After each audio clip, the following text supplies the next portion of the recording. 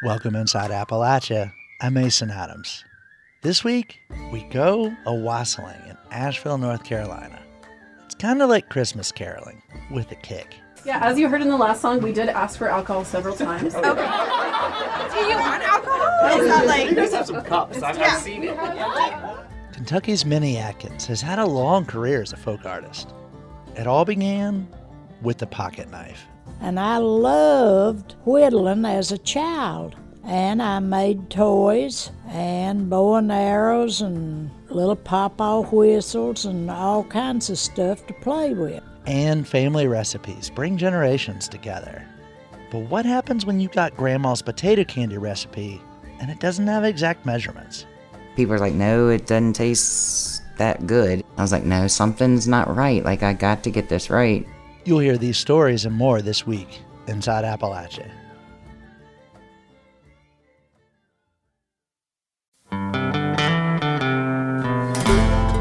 Welcome inside Appalachia. I'm Mason Adams. Season's greetings. It's that time of year when brave souls gather together and roam the streets to regale people with songs and good cheer. In Asheville, North Carolina, one group of friends has been doing this for the last few years. But they're not your typical Christmas carolers. Instead, they're taking part in an older and less common English tradition called wassailing. The group decided to learn about wassailing as a way to connect to their roots. And in the process, they've redefined this holiday tradition for themselves and their community. Folkways reporter Rebecca Williams has this story. On a cold December night in Asheville, North Carolina, a group of about 20 people are gathering on a stranger's front porch. Some of them have been coming together for the past decade to celebrate the holidays, build community, and most important, wassail. One of the wassailers knocks on the door. We're wassailers, and we would like to sing you songs. I'd be delighted. Lily white lily, oh lily white pin, please to come down and let us come in. Sarah Lynch Thomason leads the Asheville group.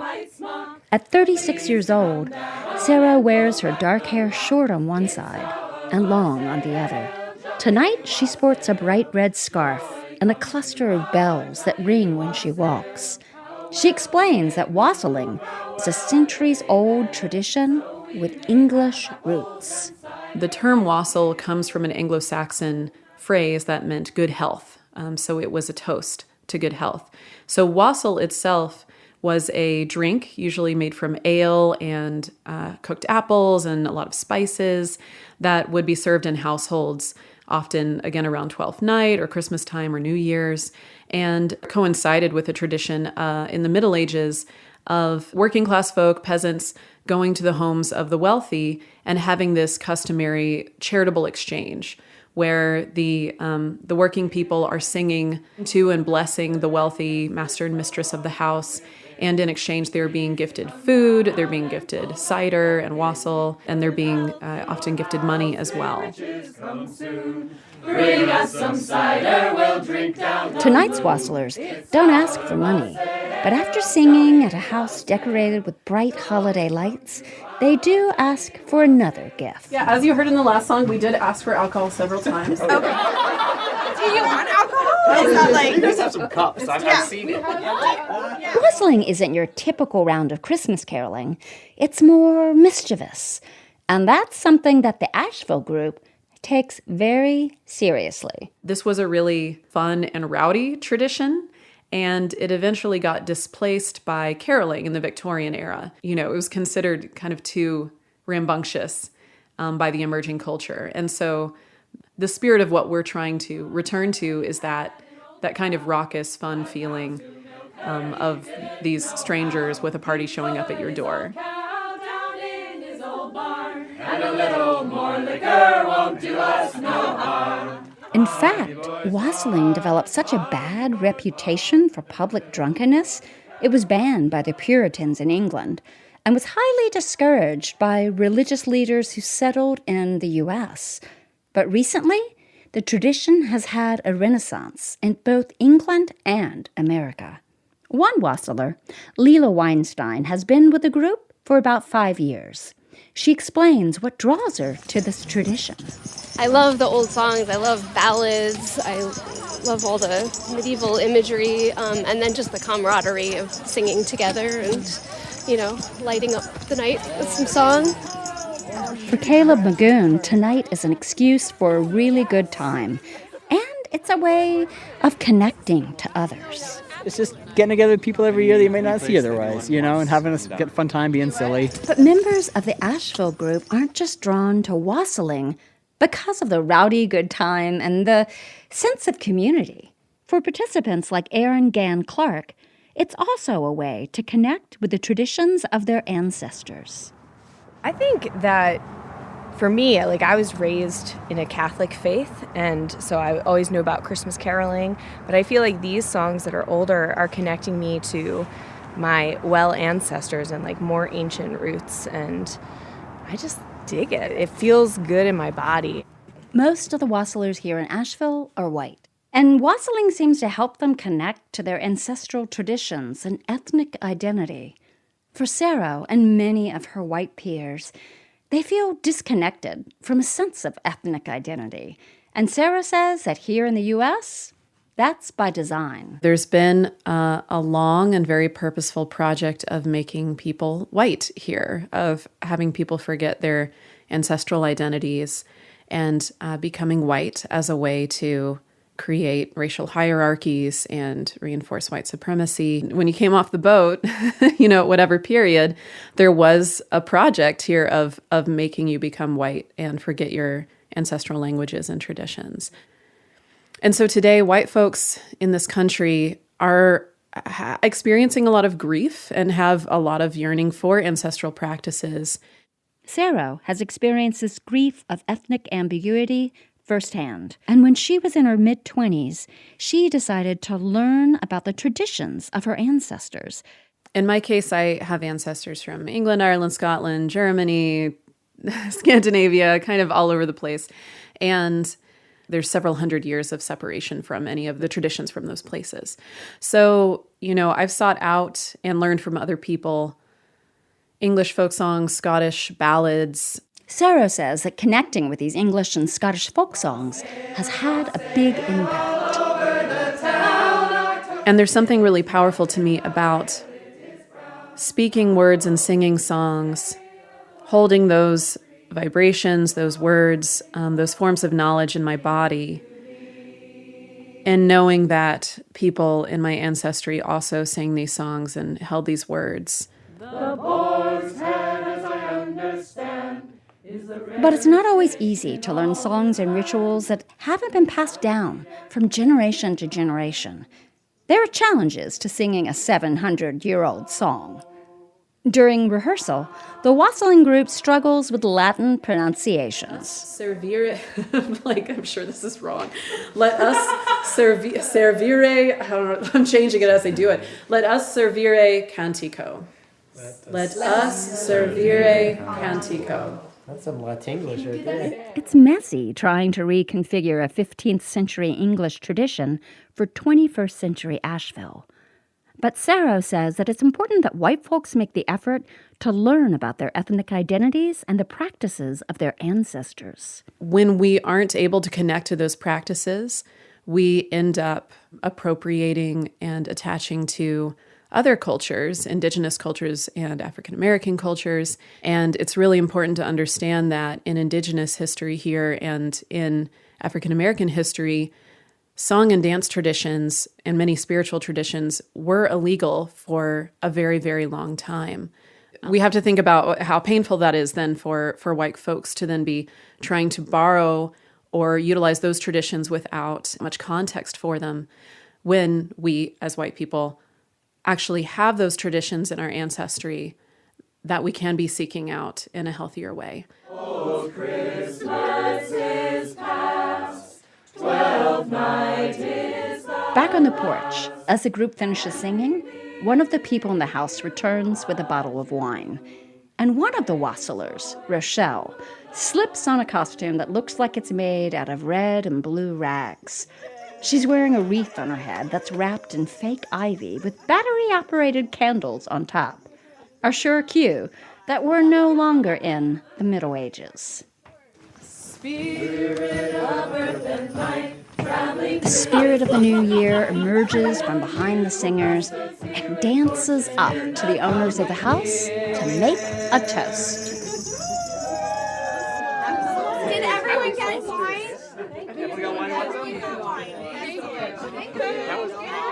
I just think we so badly need community, and there are so many ways that our current culture divides us from each other and isolates us from each other. And when you get people together to sing together, something really, really powerful happens for us, and it happens in our bones. It happens at like this molecular level, and we need it. And so to create that with a group of people and then bring that as a gift to others, to say, hey, we are, even if you're feeling isolated in your home or isolated in your community, we show up and we sing to you. That's a powerful gift. We have traveled many miles over hedges and stiles. For Inside Appalachia, this is Rebecca Williams in Asheville, North Carolina. That story is part of our Folkways reporting project, which covers arts and culture in the region. Maybe this is a tradition you'd like to pick up? For the words to some of the wassailing songs, visit our website, wvpublic.org.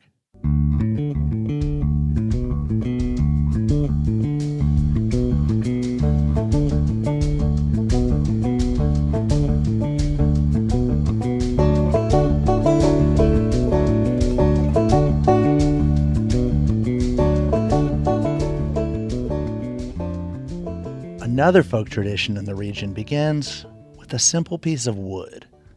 Whittling is so easy that practically anybody can do it. But Minnie Adkins has elevated this unpretentious practice to the level of art. In fact, some people have even described the 89-year-old Kentucky woodcarver as the matriarch of Appalachian folk art. But Adkins says she's just a whittler. Randy Yohe sat down with Minnie Adkins to talk with her about her craft. Born in the midst of the Great Depression, Minnie grew up a farm girl. Her father also ran a sawmill and dug coal out of a tunnel on a nearby hillside. For extra money, he made axe handles and homemade sleds. Minnie says there was a lot of whittling to it. When her father saw she was intrigued with a mostly young boy's pastime, he gave his daughter a pocket knife.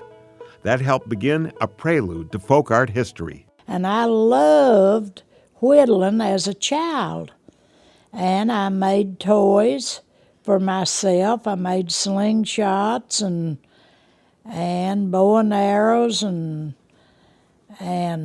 little pawpaw whistles and all kinds of stuff to play with. Minnie's whittling creativity expanded as she grew up, but she went back to the slingshot and saw something more hidden within the Y-shaped branch. Well, I was making a slingshot, and you know how the prongs goes like that and the handle like that? And I thought, well, if that had a tail and a head on it, that could be a rooster with a pair of legs. And I tried it, and it turned out good. And from then on, I kept making roosters. Minnie continued to whittle her roosters, soon to be painted blue and become her signature piece, along with various birds and other hand-sized creatures. She would give the pieces away or sell them for a meager price. Her avocation graduated to something more when she and her husband Garland took some of her carved creations to a mecca of Appalachian folk art, the gallery at Morehead State University. If I'd sold about 3 pieces, a cow and a horse and something else for $35, and he wrote it out on a little tablet sheet and sent it to me. And me and Garland would go down there to the art department, and then you could drive right up there by it. And when we'd drive in, the whole bunch of workers would come out, and we'd set our stuff on the hood of the truck, and they'd buy everything we took. And they'd hurry out there to see which one could get there first. Soon after, a newfound art vendor friend would come to Minnie's Elliott County, Kentucky home once a month and pick up what she and Garland had made. She says he'd take it all down south and sell it to art galleries and such.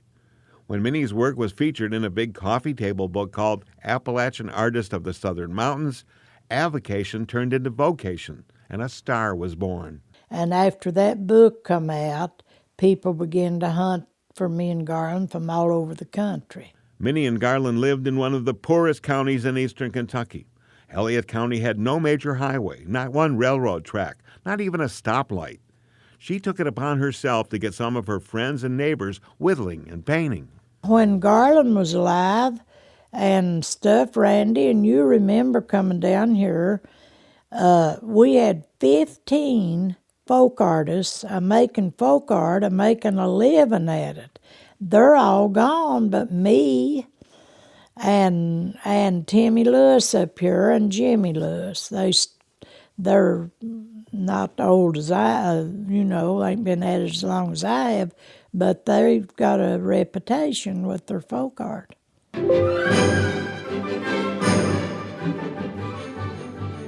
What does Russian ballet music have to do with this Appalachian tale? In 1992, at Kentucky's Center College, a multicultural hub, Soviet ballet dancer Mikhail Baryshnikov was giving master classes and performing at Center's Norton Center for the Arts. Minnie was invited that celebratory weekend to receive the first Norton Center Award for Achievement in the Arts in Kentucky. Center College Communications Director, musician, and children's book author Mike Norris was asked to squire Minnie Adkins around for the event. Because they knew we spoke the same language, that is Eastern Kentuckian. And when I met Minnie, if you've ever had that experience, within about 5 minutes, I felt like I'd known her all my life. And she told me later she felt the same way about me. We just really connected.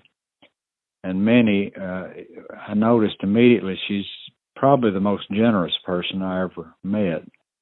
And she was wearing these little wooden carved animals she had made, foxes, bears. She had brought a bunch of them with her, and somebody would praise one, and she'd say, well, here, honey, just take it with you. And she'd take it off of her neck and give it to him. Mike says Minnie gave him a whittled blue guitar about 12 inches tall since she had heard he played guitar. As a thanks, Mike sent her a cassette tape that he had recorded with the Raggedy Robin String Band. Got a bright blue rooster and a three-legged hog, wore-out tractor and a no-count dog. She called me up about a week later and she said, well, I wish you hadn't given me that tape. And I said, well, why? And she said, it's got that song on it about the bright blue rooster, and I can't quit thinking about it, and it's aggravating. And I said, well, just lay down and rest. Maybe you'll feel better when you get up. Mike says Minnie did not rest but went back to work. And a week later, he got a big box in the mail. There was this beautiful 14-inch tall blue rooster that she had carved with this beautiful plumed tail, just giving it to me out of the goodness of her heart, maybe to get it out of her head. And I set it up on my mantle, and then I couldn't quit thinking about it every time I'd walk by it. And about a week later, I called her back, and I said, Minnie, this song's got the bright blue rooster, the three-legged hog, the wore-out tractor, the no-count dog. If you'd carve all the figures in the book, I believe we could make a children's book. And she didn't say yay or nay, but another week went by, and I got a box, and it had a three-legged hog in it. And the third week came, and I got a box with a wore-out tractor, worn out, we would say in English class. And the fourth week, I got a bigger box, and it had 2 dogs in it. And she had a little note in there, and she said, you decide which one's the most no count. So that got us started. With Mike writing and Minnie illustrating, the pair is now working on their 5th children's book. Taking the collaboration a major step further, Mike and Minnie have constructed an art gallery display with hundreds of carvings and the stories with them to bring 30 years' worth of their books to a new life. It was kind of like that old program that used to be on TV in the 50s called This Is Your Life. It was kind of a tour of our creative life, and it's something to be remembered. And we hope it's going to continue to travel. There's interest from other museums as well. Minnie's artistic endeavors have branched into other mediums, Paintings, ceramics, quilting, and hand-blown glass, all decorated with her animal and human designs. Her works sell in the hundreds and thousands of dollars. Minnie's public recognition has come in landslides. Numerous distinguished American art awards, collegiate certificates of merit, an honorary doctorate, and the prestigious Kentucky Governor's Artist Award for her contribution to art and artist. Minnie says her faith teaches her that humility and helping others are the true rewards. She says she doesn't understand what matriarch of Appalachian folk art really means, but maybe she does. What does a matriarch mean? I don't want to be, lifted up like I'm something, because I'm not. The Bible teaches us our righteousness is as filthy rags. So that don't say a lot for us, does it? When we get to thinking we're goody two-shoes. I feel like I just love to help somebody that wants to help themselves. Mike says simply that nobody has done it longer, done it more, and done it better than Minnie Adkins. In March, she'll be 90 years old, and she has not slowed down a whit. She works 6 days a week, and she's got as much enthusiasm as she ever had. And Minnie, just by the volume and the quality of her work, just rises above the crowd. She's been called the most important female wood carver in America, and I don't know whether I'd even put female in front of that or not. Right next to Minnie's whittling chair sits a well-worn, dog-eared, place-mark-filled Bible. She says that book is her life's manual for living. And how long might that life's manual include whittling? Till they put me underground. If I'm able, I've been awful blessed. I just can't thank the good Lord enough for His blessings. That Bible, Marthy Sluss and my sister Evelyn and somebody else bought me that Bible when I was 50 years old. And you see, I've really worked with it. For Inside Appalachia, I'm Randy Yohe in Elliott County, Kentucky. Coming up, a candy maker in West Virginia's Eastern Panhandle tries to reconstruct a beloved but mysterious family recipe. People are like, no, it doesn't taste that good. I was like, no, something's not right. Like, I got to get this right. You're Inside Appalachia. I'm Mason Adams.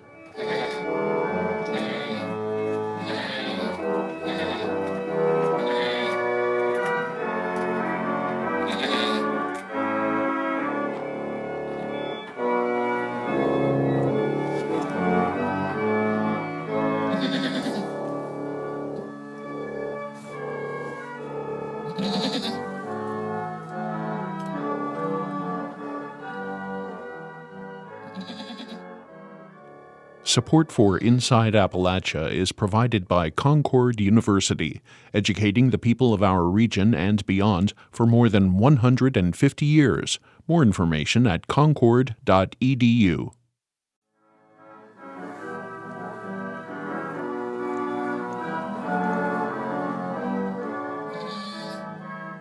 I recently received some family heirlooms, including what I consider the crown jewel.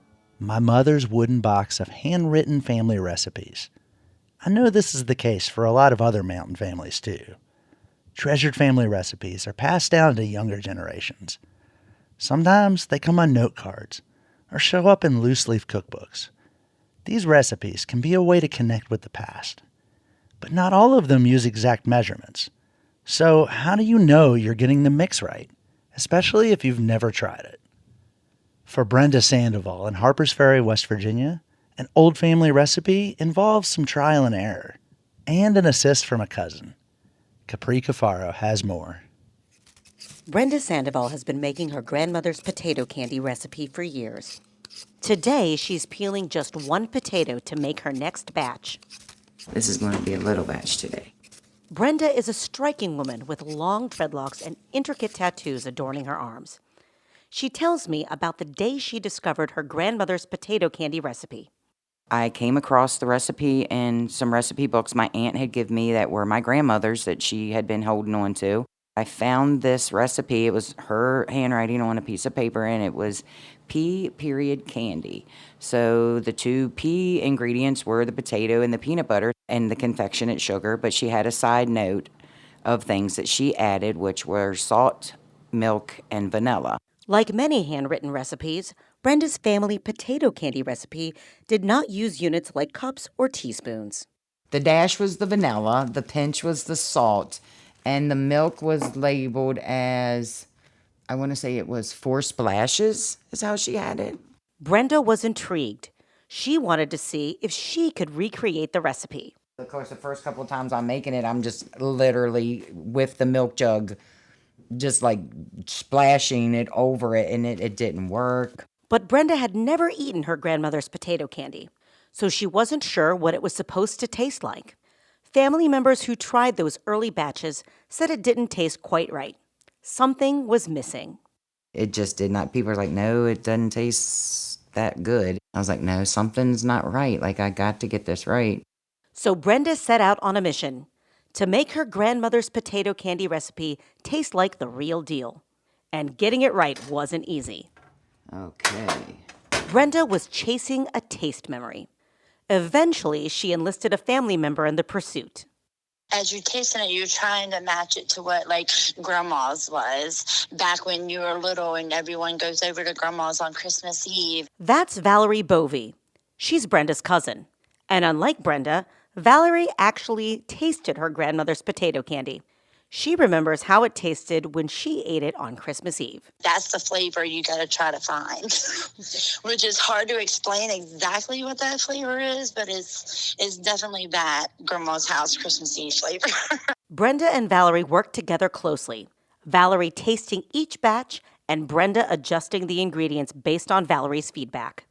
She trusts me that I know what it should taste like, and like I let her know when it is good, and she's just like really happy that, she's accomplished that same taste. Their collaboration worked. Brenda's determination and Valerie's taste memory led to a breakthrough. She was like, no, this is right. Whatever you did, keep doing this. Potato candy is a food icon across Appalachia. It became popular during the Great Depression because it was cheap and easy to make. This sugary sweet confection is usually composed of just 3 inexpensive ingredients: peanut butter, powdered sugar, and of course, potatoes. The candy looks like a reverse pumpkin log with a brown swirl of peanut butter wrapped in the white, pasty potato mix. When it's sliced, some people say the pieces look like pinwheels. So when you're starting your potato candy mix, it's almost like you're making homemade mashed potatoes. That's actually what we want to do. But as we add the vanilla, the milk, and the salt, and a little bit of the sugar, we're going to get a real, it almost looks like syrup. I'm assuming it's the sugar. Over the years, Brenda has mastered the potato candy recipe. I have a 4-pound bag. Back in the kitchen, she's assembling her ingredients to be mixed. She adds the splash of milk, dash of vanilla, and pinch of salt to the mashed potatoes, and lots of powdered sugar. As I watch the mixture turn into paste, I ask Brenda about the reaction she gets when people eat her potato candy. Most people, the first thing they say is, I remember eating it when my grandmother or my great-grandmother or my aunt, it was always a family member making it, and they could remember the taste. Brenda thinks her potato candy has something special that sets it apart. I think it's the little side note of my grandmother's that makes the difference. That's the side note to add the dash of vanilla, pinch of salt, and the splashes of milk. And it's not just the extra ingredients that make her potato candy different. She brings something more to the process. I like to take my time and think about my grandmother or my ancestors as I'm baking it. And I think maybe it's coming from the heart. It's just very emotional sometimes. It's clear the potato candy is more than just a sweet treat to Brenda. It's about sustaining tradition and holding on to family memories. I want it to go to someone, at least even if they don't make it, just have the recipe. Just pass the recipe down. Like maybe further down, generations down, someone will want to make it. Brenda's cousin Valerie is doing her part to keep their family's potato candy tradition going. She wants to keep those taste memories alive for future generations. Because my kids are such fans of it. I want to make sure that I get the recipe down pat so that I can make it with my kids and my now grandchildren. And I just want us to be able to all get together, have good family memories, have fun making it together, and enjoying it together. For Inside Appalachia, I'm Capri Cafaro.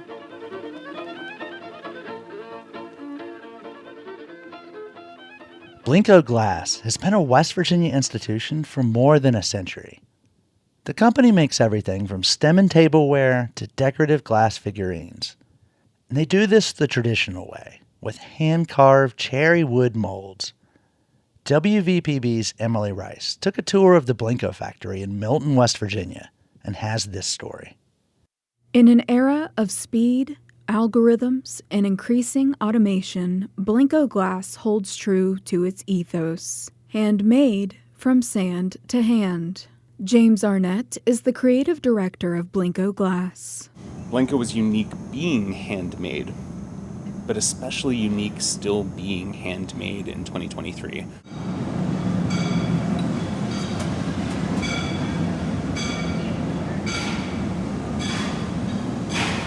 Arnett describes Blinko's glass-making process as an art, one that includes the careful steps of workers in the shop's dance of molten glass, heat, and classic wooden molds. The glassblowing process is magical, alchemical. It's intense to watch, right? There's 7 moving bodies per shop, each one doing a different task that makes the glass from sand to hand, as we call it. In a workshop with so many vital pairs of hands, one pair touches most everything in the shop. The shop's wood mold maker, Daniel Chapman. He's the man where the rubber hits the road, right? So it goes from paper, but it has to go into a mold. Right? That's a cornerstone of our glassblowing process. Like most workers at Blinko Glass, Daniel Chapman just needed a job when he was hired on at 18 years old. Nobody came to glass for glass, not here. We all came from other corners of the world or just because we needed a job. And we had the sort of thrill and the privilege of being able to come into this environment and pick up a trade, a craft, and an art. Arnett said each mold is a benchmark by which to form the pieces. All pieces start as a blob of molten glass, which is attached to a long, hollow metal pole. The blower blows into the pole, creating a pocket of air in the blob of molten glass. As you can imagine, the glass blowing process is not a quiet one, so please forgive the audio as we make our way onto the hot shop floor. So the thing about the way that wood molds work is that when the blower inflates the glass within the cherry wood mold, which has been soaking and is wet, it creates a pocket of steam on the inside of the form of that mold that I say the glass rides, right? So as the blower spins that pipe with that hot unformed mass with the air behind it in that mold, it creates a pocket where the glass doesn't even really touch the edge of the wood. It creates a sort of a negative space around it that allows it to take its form.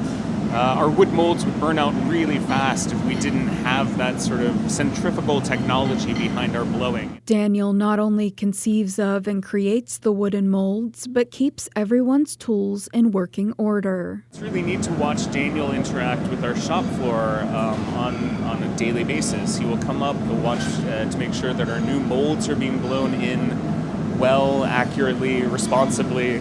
He'll take a look at the health of our molds. He'll take a look at the health of our tools to make sure that they're still effective, they're still clean, they still work to the purpose that they were cut to. And his cumulative wisdom about how glass is blown from the side of working wood really informs the way that we do everything on our hot shop floor. Blinko Glass uses its wooden molds differently from other studios, allowing them to soak for years so they can be used over and over again. So it's a legacy. He's making not just sort of the form in which the glass goes, but he's making an artifact every single time that has a long life in our hands. And it reminds us, too, that nothing here goes to waste. Everything that we make, that we use, has multiple purposes, has cross purposes, has been reclaimed, refashioned, reformed, or refurbished in some way. Daniel Chapman worked with his mentor, Robert Smith, for about 5 years before taking over the wood shop. Starts off each pattern down the wall behind you here. That's stuff we made down through the years. You come up with something new, either a customer will send in a piece of glass, say, I want this duplicated. So I got to sketch the whole thing out and make a mold to fit their piece of glass sometimes. Sometimes somebody comes up with a new idea. Sometimes I come up with ideas on my own. And but you draw it on a paper first. It's cardboard paper. Cut out and measure up what size piece of wood you need and cut it and just start carving. I'll see Daniel standing in the parking lot with a chainsaw, having at the cherry wood trees that we've drug into the back lot back there. He's already got an idea in his head of how big that piece is gonna have to be, and so he takes that chainsaw to that tree and cuts off that first bit of it, right, that looks just like a stump. Chapman takes a two-dimensional drawing and creates an outline of the piece with cardboard and uses those dimensions to carve out the negative space for the piece. You stack the pieces up. Of course, this one is warped towards dried out. But you stack the two pieces up, and find your center, draw your center line all the way through, and then these two tabs right there goes center to center. You draw it, both pieces, and you start carving. Ever the humble craftsman, Chapman is sure to let Arnett know that he works with dimensions on the patterns lining the walls. Look, all each pattern has got a dimension on there of the size piece of wood that takes to make it. Chapman said he enjoys the hard work he has put into the shop each day for almost 40 years. I've always kind of enjoyed what I do. It's hard work. But I worked other jobs here before I come to the mold shop. Worked at Flatner. You're familiar with that, make sheet glass, like stained glass windows. They don't do that anymore here because, the demand for it left us. And I worked at Flatner for a few years. And I drove truck for a little while. I started here about 35 years ago making molds. I've been doing it ever since. Chapman also said that with the modernization of his craft, even the addition of metal molds instead of wood molds would take away from Blanco's credibility as handmade. It gives more character for one thing. Metal molds, we got to do a process to them. We got to paste them, which that's put stuff in, bake them in the oven, put cork sawdust inside to actually give them a wooden surface on the inside. And a wood mold, you use it till it's burn out, and it'll eventually burn out, and you make another one. While the wooden mold may burn out, Chapman said he can create a new one from scratch within days. Metal mold, one thing, it's very expensive getting them cast and machined, and you got to wait 2-3 months to get the process done.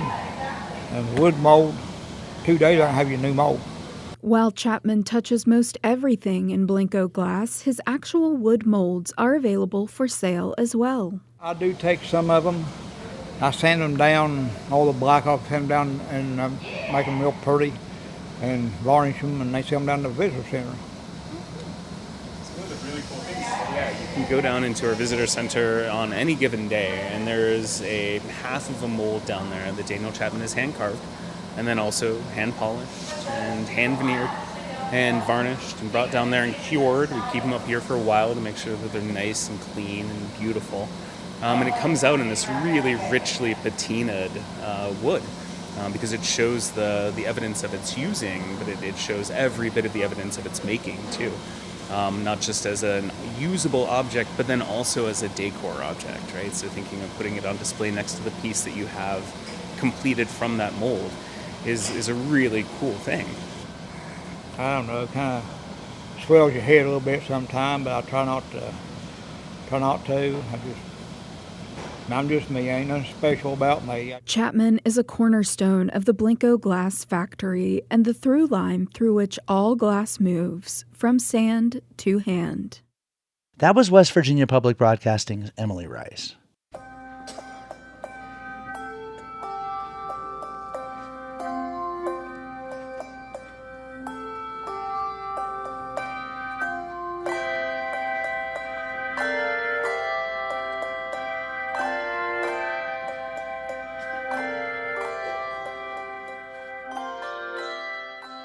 The holidays are full of gatherings and get-togethers, and for a lot of people, card games. West Virginia native Harrison Reichman has developed a new party game called Story Wars, in which players see who can come up with the wildest story. Bill Lynch has more. Harrison, first off, give us a little background about yourself. So I'm from Hurricane and grew up in Putnam County. I've been a Teays Valley Hurricane boy my whole life until I went to college. Went to the University of Virginia, and then right after graduation, I moved out to LA. But growing up in West Virginia was like a really special part for me. And so like it's a place that I hold dear to my heart, and I travel back frequently because I feel like it just rejuvenates who I am and why I love it so much. Talk about Story Wars. How did you get in the game building business? I got into the game building business because I've been in the entertainment business for 15 years. I am an idea generator. I'm a creator. I'm sometimes resistant to labels. I saw a way to encourage storytelling from anybody by creating a card game. That became a new avenue for me because I have been a director and a filmmaker and doing other roles. Okay, so the concept, how did you come up with that? Concept came from really a lot of the times that I've spent as a development executive, where I would hear ideas being pitched to me for hours on end. And I'd say, in essence, I've probably heard, 12,000 ideas from really talented people. And, anybody's familiar with like looking up a description on Netflix or IMDb for something that they want to engage in. And so I just had a moment where I started thinking about mashing up ideas, whether it be like a horror or a rom-com or a drama, and pairing those scenarios or instances or characters in these kind of juxtaposed genres. And, how fun could that be? When I was starting to play test it, I was really incorporating a little bit too much of the writing minutia into the game. To eliminate that, I got a lot of feedback from friends, and I started figuring out, where could I simplify the game so that it could truly encourage anybody to build a story, even if they're inebriated, because it's a party game at the end of the day. Okay. Speaking of parties and inebriated, who should play this? Oh, I think anybody should play it. I think your grandparents should play it. I think anybody can play this. Are we sure about that? Yeah. Yeah. No, I've seen great reaction from people, and seen people of all ages buy it, which has been fun. I think one of the things that makes this game and games in this genre a little unique is that it gives people a license to say things that they wouldn't normally say. And in terms of storytelling, it encourages anybody to be a storyteller. I've thought about doing either an expansion or a full deck that could be more family oriented, but right now this is for ages 17 plus. And yeah, you're going to find people of all walks of life that, may not agree or may not love a card in particular, but that's something that in 550 cards they can set aside and the fun can still ensue. I think that people that aren't normally inclined to, one, play games, two, tell stories, this is a game for them because it's very simple to pick up, doesn't put any pressure on the individual that's telling the story. What's on the card is what they have to read. So it's really that simple. They don't have to ad lib or improvise beyond what's written in the copy. Unless, and there is a game mechanic where you play that way, but then everybody has to ad lib or else it's not really fair. So what's ahead for you? What happens next? What happens next is staying in the entertainment sector. Going to be launching new games that are going to be under the Writer's Room brand. So I've been slowly play testing those and keeping that close to the vest. And then I can kind of be a little bit more open with it on social media and continue to engage people. I would definitely want to continue to receive the feedback that I've gotten, taking what I've learned from the game manufacturing business, and then continue to apply it to new ideas that excite people. The game is called Story Wars. Harrison, thank you very much. All right. Thank you, Bill. James Fromel is an actor, storyteller, and occasional contributor to Inside Appalachia. this week, the 4-time West Virginia Liars Contest champion brings us Possum Post-Christmas Parade. It's the first of a 3-part story Fromwell developed during his apprenticeship with storyteller Bill Lepp.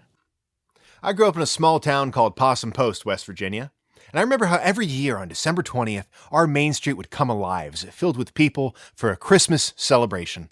There was a parade, there was a bake sale, there was a screening of It's a Wonderful Life at the Old Palace Theater. And as kids, we loved to watch this parade. As we got to be slightly older kids, we actually got to be in the parade. Heading into middle school, my friends Annie, Calvin, and I had made the cut for our middle school's marching band. Now, of all the kids in our school, only those who signed up were allowed to be part of this prestigious group. And only those who signed up late got to play the sousaphone. And this was the instrument Calvin and I were assigned to. And the sousaphone, if you're not familiar with it, it's the largest instrument in the band, and it looks like what you might think a muffler designed by Dr. Seuss would look like. Annie had been assigned to play the piccolo. Now, the leader of the sousaphone section was a kid named Barnaby Berry, and we liked him. I've always had a soft spot for anybody whose name is alliterative. And Barnaby was tall for his age. He was around 6 foot, but rail thin. He weighed around 6 pounds less than a sousaphone. We arrived at the band room for our first day of practice, and Barnaby attempted to show us how to approach the sousaphone. He sat us down, he shouted, "Observe!"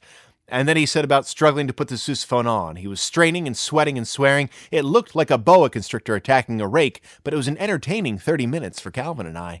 We didn't know which one of them might win this thing, but our money was on the sousaphone. Finally, he gets the thing on it safely, crushing all of his bones together, and Barnaby began showing us the fingerings for all the notes, and Calvin and I were fascinated to learn all about our new instrument, and Barnaby was fascinated that 2 people who had survived this long could be so confused by just 3 buttons on one instrument. Luckily for Barnaby, his impending nervous breakdown was interrupted by a knock at the door. It was Mary, the leader of the piccolos, and she was delivering Annie to us. She was very direct. She just said, "Annie is going to play the sousaphone now." And Barnaby just stood there. Mary said she's not going to be able to stay in the piccolo section. And still our leader said nothing. Mary said she's done something to her piccolo, said it will only play very, very high notes. And finally I chimed in. I said, "But isn't the piccolo supposed to play high notes? I don't see what the problem is." And no sooner had I said this than there was a rumble. There was something running around the corner of the hallway, and there came a pack of 30-odd bloodhounds and every stray dog in town barreling around the bend, baying and barking, having a heck of a time figuring out who had called them. I said, of course. We'd be happy to have her. Mary went on her way, stepped back into the hallway, where she was immediately swept onto the backs of 30-odd baying bloodhounds and every stray dog in town, rolling along on their backs as an accidental crowd surfer. I, of course, helped by closing the door. It was getting kind of loud out there. And once she left, Barnaby's trance was broken. He came to. He said, "Well, how did I do? Did I say anything stupid?" And Annie, everything encouraged her. She said, "No, you didn't have to say anything stupid. Your face, it said it all for you." And Barnaby sank down into a chair, and it was clear that whatever had just happened would take precedent over our sousaphone lesson. Well, by and by, he told us how he had loved Mary since the first grade, and he hoped to invite her to the winter ball, but he couldn't work up the courage to do it. And that was a shame, because there was no doubt these two were made for each other. If things worked out, they'd go to the dance, they'd start dating. One day he would propose, and she could become Mary Berry. And in his proposal, he would offer to make her a very merry Mary Berry if she'd married a Berry and become Mary Berry. And their love story would be the stuff of legend. Henceforth, it would be told as a vocal warm-up at every community theater production in our town. So we pledged to our leader right then and there that we would help him find a way to ask Mary to the dance. And in that moment, a great friendship was forged between us. So for the next few weeks, Barnaby tried to whip his 3 new sousaphone players into shape. We marched, we played, we looked longingly at instruments that didn't cause back problems, and during our breaks, we devised a plan with Barnaby, one that would help him win the heart of Mary. When the night of the Christmas parade rolled around, we showed up on Main Street dressed in our red and green uniforms, and as expected, the whole street was alive again. There were people, there were lights, there was a feeling of Christmas all around.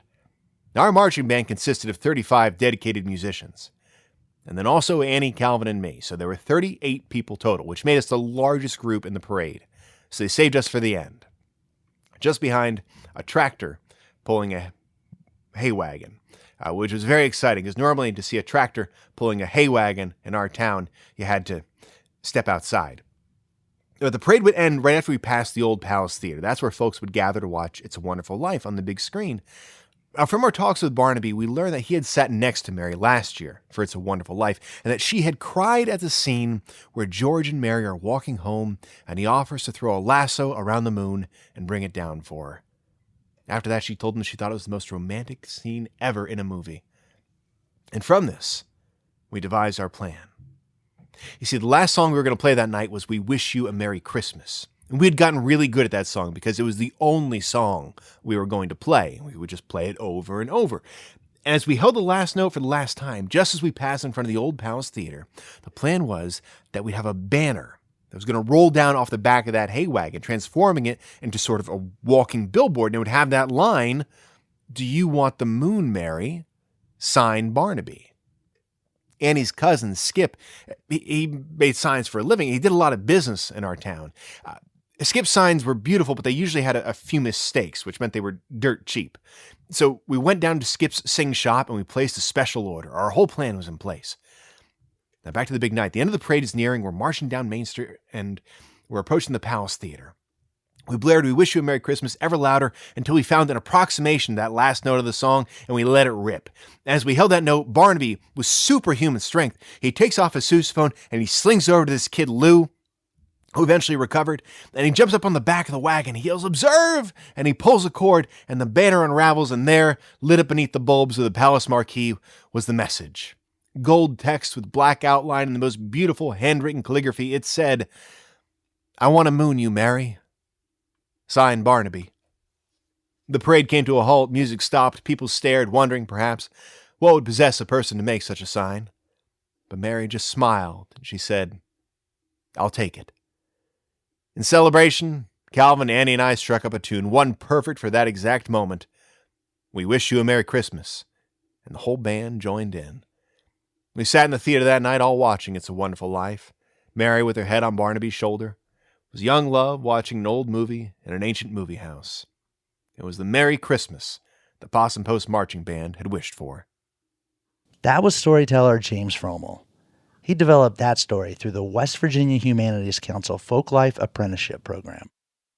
Till next time, happy holidays, and thanks for joining us as we journey throughout Appalachia.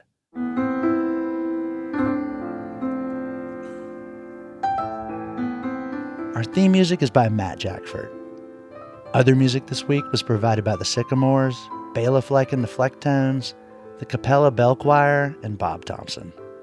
Special thanks to Roxy Todd for recording Jim Bartlett playing the pipe organ with an assortment of goats.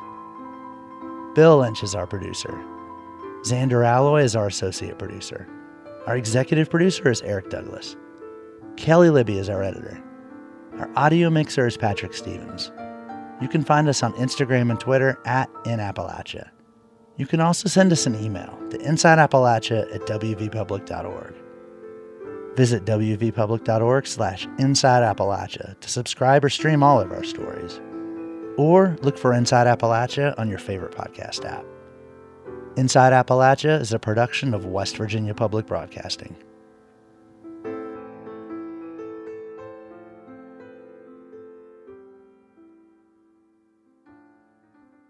Support for Inside Appalachia is provided by Concord University, focusing on students' futures. Classes available at concord.edu/apply.